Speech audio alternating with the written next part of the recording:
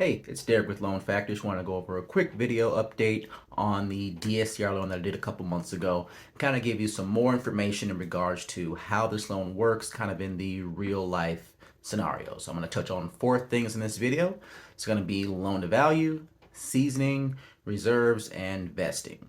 So I'm going to jump right into LTV and kind of how this works and what affects the LTV.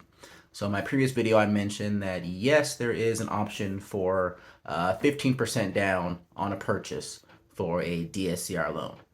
There's caveats to this. It's not for everybody. So things that can affect the LTV or how much you're putting down on this loan would be if it's, the biggest one is your credit score.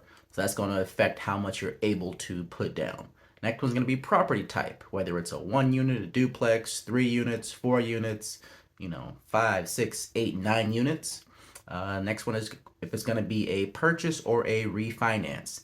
These things affected. So for that particular example of the 15% down, which is the 85% LTV, that specific lender that I work with, that is going to be a purchase only option. And to get more specific, that particular lender, that is a purchase only with a 740 plus credit score on 1 to 2 units. For that lender, they offer 15% down. Like I said, that one particular lender, I work with quite a few lenders. That's the one that has that one specific scenario. Generally speaking, you're going to run into at least 20% down or a 80% loan to value for purchase. When it comes to cash out refinances, which are very popular with the BRRRR method, the buy, rehab, rent, refinance, and repeat method, where they buy a property and you rehab it, get some new tenants in there, raise the rents, refinance, cash out because you bought it with hard money. So that particular method, when you go to cash out, usually it starts at 80%. But most of the time, we're looking at lenders that offer a 75% cash out option. That's kind of going to be their max on what they offer. So keep in mind those particular items when you're looking at that LTV for a purchase and or a cash out. Your FICO score, property type, whether you're buying or cashing out. Usually the higher your credit score, the higher you can go on the loan to value. So if you're like a 640, don't expect to get, for the most part, don't expect to get, 20% down on a purchase, or don't expect to get, that 75% LTV on a cash out refi. So you want to try to get as high as credit score as possible. Property type. Most of the time, they hire the higher the LTV would be for a single family or possibly 2 units. If it's 3 to 4 units, don't really count on getting 80% LTV on a purchase or cash out. And like I said before, most lenders, they dock you, a little bit on the refinance. So if you're looking to refinance, just take 5% off whatever you really see advertised, and that's kind of where you're going to be at for your loan to value. Next one's going to be seasoning. This really only plays effect in your cash out refinances.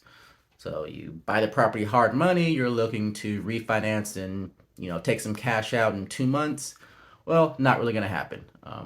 Well, let me take that back. It can happen, but they're going to take that purchase price and maybe take that purchase price plus any improvements. But for the most part, you want the real, new appraised value after you've done your rehab. For that, most lenders are going to want that property to be seasoned for 6 months. I have only one lender that I work with that does under 6 months. They do it at 90 days. There's some caveats to it. So just in general, just plan on holding that property after you bought it with your hard money. Plan on holding it for 6 months.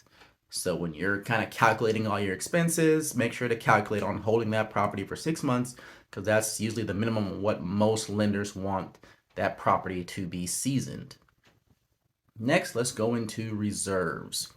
Most lenders are going to want 3 to 6 months in reserves available. So if you're purchasing a property, they're going to want to have 3 to 6 months of PITI, so your principal, interest, taxes, insurance, and if applicable, HOA fees available to cover 3 months of those payments as minimum. Some lenders want 6 months. I have one lender that wants 12 months of reserves. I don't really use them because they want 12 months of reserves. That's another story. But most are going to want 3 to 6 months. The good news is if you're doing a cash out refinance, most of the lenders can use those funds that you're pulling out as the reserves. So if you're pulling out 40,000 on a cash out refi and your principal, interest, taxes, insurance is $1,000, hey, there you go, you're covered because you pulled out that amount of money so that you have it on hand for your reserves. Next one is going to be vesting. So this is basically how you hold title to the property.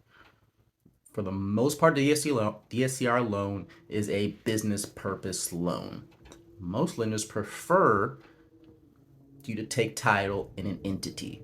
So it'd be best if you have an LLC already set up, so that way you can go ahead and vest it in an LLC or an entity. That's what most lenders prefer. You can do it as an individual, but most like and want an entity. I have certain lenders where they only lend to entities. They have great rates. So when somebody comes to me like, hey, I want to refinance, it's in my name, I'm like, okay, well, I have lender A over here and they're offering, this rate. But if you had your property held in an entity, you can get this better rate and these options over here. So it's usually best to have that set up ahead of time so that way you can get the best options available for you, because this is a business purpose loan because you're an investor. So have that set up. So those are my quick updates on the DSCR loan. So once again, if you have any questions, feel free to reach out. My contact information is below. Thank you very much. Feel free to like and subscribe.